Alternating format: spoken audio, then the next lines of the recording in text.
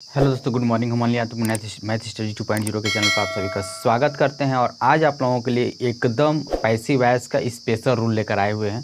तो जो भी हमारे चैनल पर नया होगा बेल आइकन को प्रेस कर लेगा, चैनल को सब्सक्राइब कर लेगा ताकि आने वाली वीडियो को नोटिफिकेशन मिलता रहे। आज का रूल है जो सच में आप पहली बार पढ़ रहे होंगे। यकीन ना हो तो पूरी वीडियो देखिएगा, और अगर पिछली वीडियो आप ना देखें तो मेरे डिस्क्रिप्शन बॉक्स में चले जाएंगे या मेरे प्लेलिस्ट में चले जाएंगे। पूरी वीडियो आपको 24 यानी टोटल आपको 24 रूल पैसिव वॉइस का मिल जाएगा। अगला 4th रूल और पढ़ाना है तो हम नेक्स्ट वीडियो में ज़रूर आपको पढ़ाएंगे।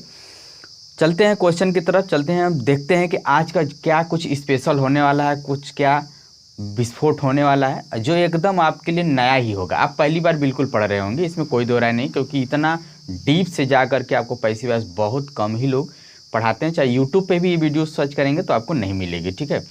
चलिए हम लोग देखते हैं। आपको सिर्फ सिलेबस में मिलता है। देखिए लिखा है रूल नंबर 25 है, ठीक है। रूल नंबर कौन सा है? 25। यदि active sentence subject ask plus object plus if या वेदर क्लास या WH। देखिए एक बात है, इफ या वेदर के जगह कभी कभी WH का भी प्रयोग होता है, जैसे नीचे वाले में किया। देखिए इफ या चाहे वेदर का प्रयोग करेगा चाहे। अब देखिए क्लास आप समझ में आ रहा होगा कि क्लास क्या होता है। तो देखिए subject verb object, subject helping verb verb और ऑब्जेक्ट, ये तीनों चीज को क्लास बोलते हैं।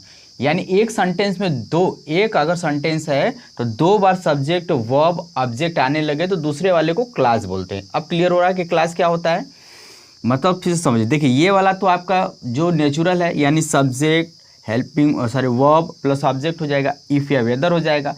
लेकिन ये वाले पूरे सेंटेंस को क्लास बोलते हैं। तो यहीं पे लिखा गया है कि क्लास या तो WH हो के स्ट्रक्चर पर आधारित हो तो पैसिव वॉइस इस प्रकार बनाया जाता है। अब देखिए कैसे।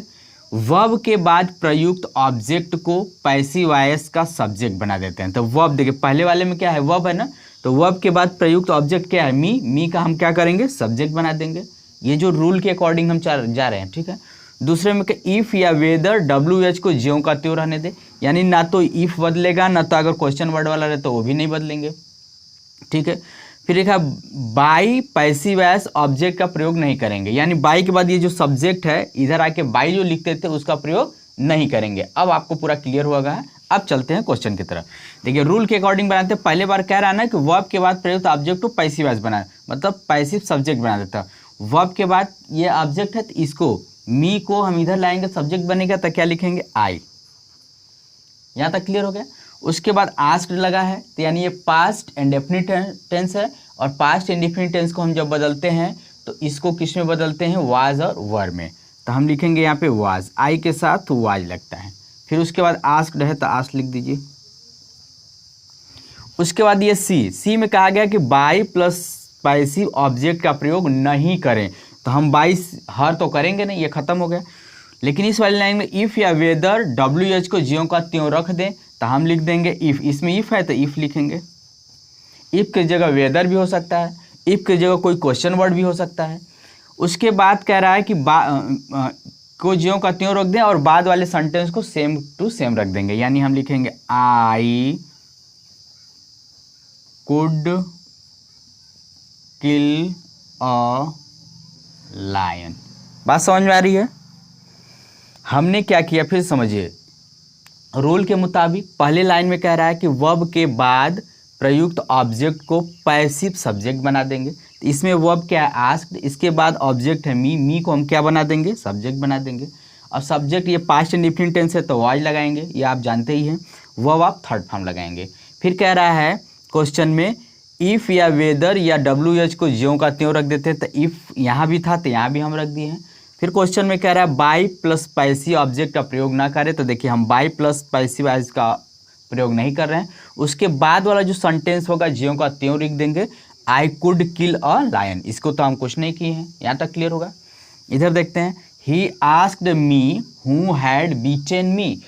उसने मुझसे पूछा हु हैड बीटन मी, कौन मुझे मारा।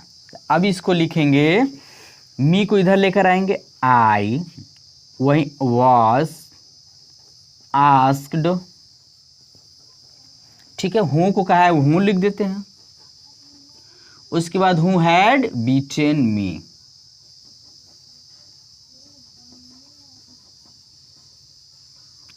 Who had beaten me. I hope आपको क्वेश्चन समझ में आया होगा।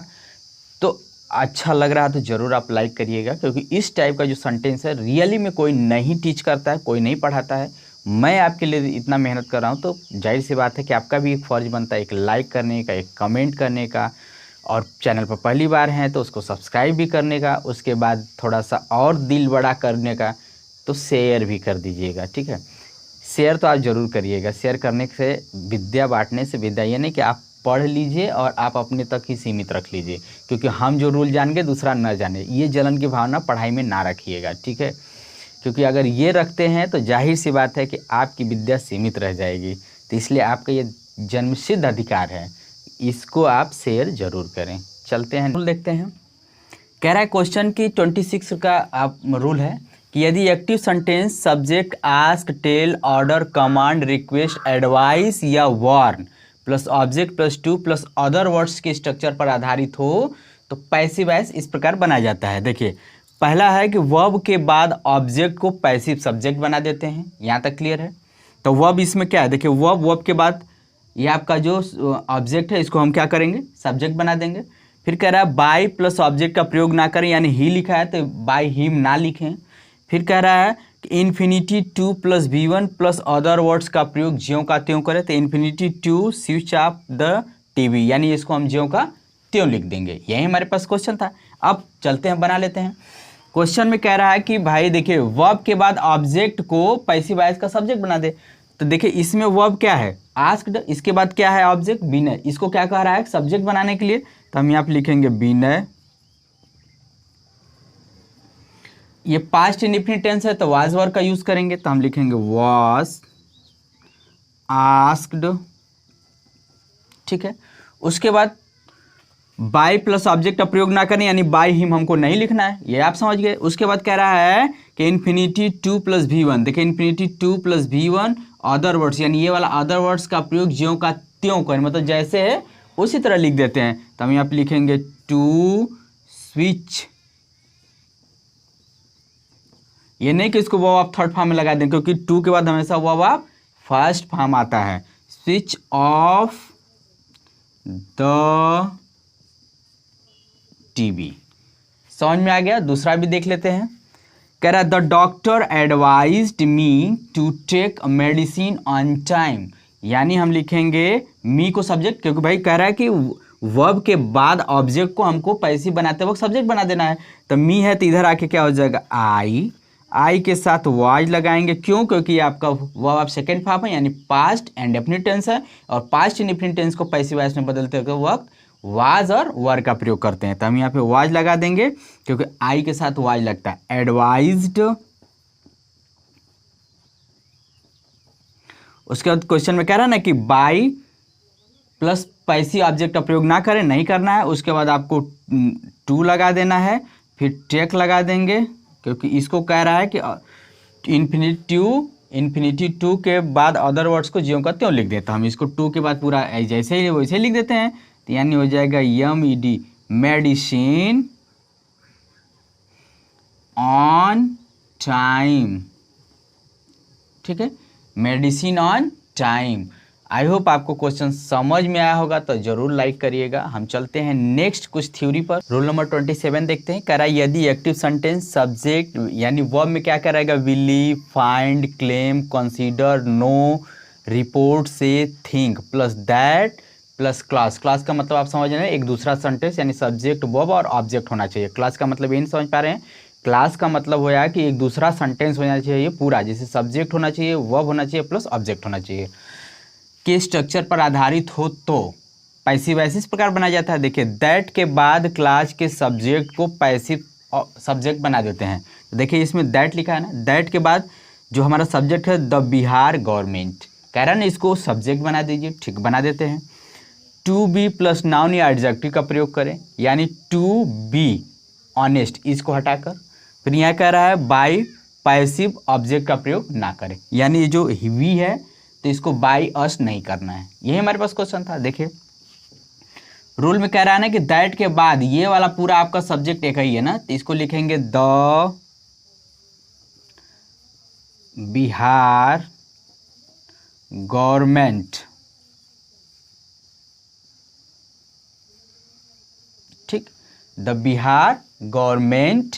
उसके बाद आपका ये विलीव लिखा है, विलीव मतलब प्रेजेंट इंडेफिनिट टेंस है, तो प्रेजेंट इंडेफिनिट टेंस के लिए हम क्या लगाते हैं, इज एम आर। तो बिहार गवर्नमेंट आपका सिंगुलर है तो इज लगाएंगे, तो यहाँ पे हो जाएगा इज। उसके बाद विलीव का थर्ड फॉर्म विलीव्ड हो जाएगा, ठीक है। अब उसके बाद क्या कह रहा है, विलीव्ड के बाद हम क्या लगाएंगे, इसको टू बी ना, समझ पा रहे हैं ना कि मतलब विलीव्ड के बाद क्या लगाएंगे हम, टू बी, यहां पे लगाएंगे टू बी, और ये ऑनेस्ट हो जाएगा। ना समझ में आए तो फिर समझिए। कह रहा है कि दैट के बाद, यहां पे लिखा है ना कि दैट के बाद क्लास के सब्जेक्ट को पैसिव सब्जेक्ट बना देते हैं, तो दैट के बाद ये दूसरा वाला क्लास है, यानी इसके सब्जेक्ट को हमने क्या किया, पैसिव सब्जेक्ट बना दिया।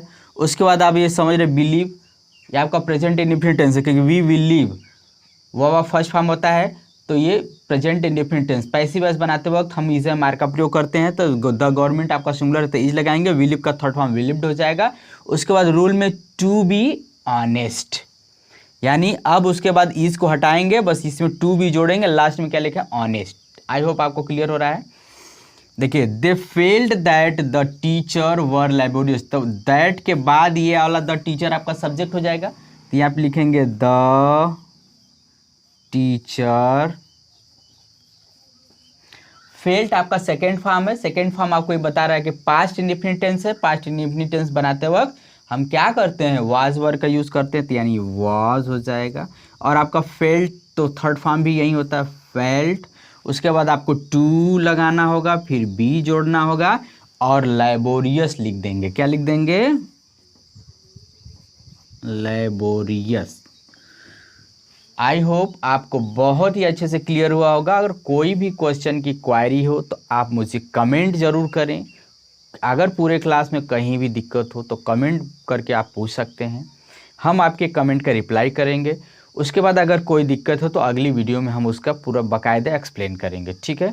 ये होमवर्क का क्वेश्चन है, आप इसको क्वेश्चन को सॉल्व करिएगा, कमेंट करिएगा, हमको रिप्लाई ज़रूर दीजिएगा। अगर इसमें कोई भी दिक्कत होती है तो मुझे प्लीज़ कमेंट करें, हम रिप्लाई करेंगे। मिलते हैं नेक्स्ट वीडियो में, तब तक के लिए टेक केयर, बाय।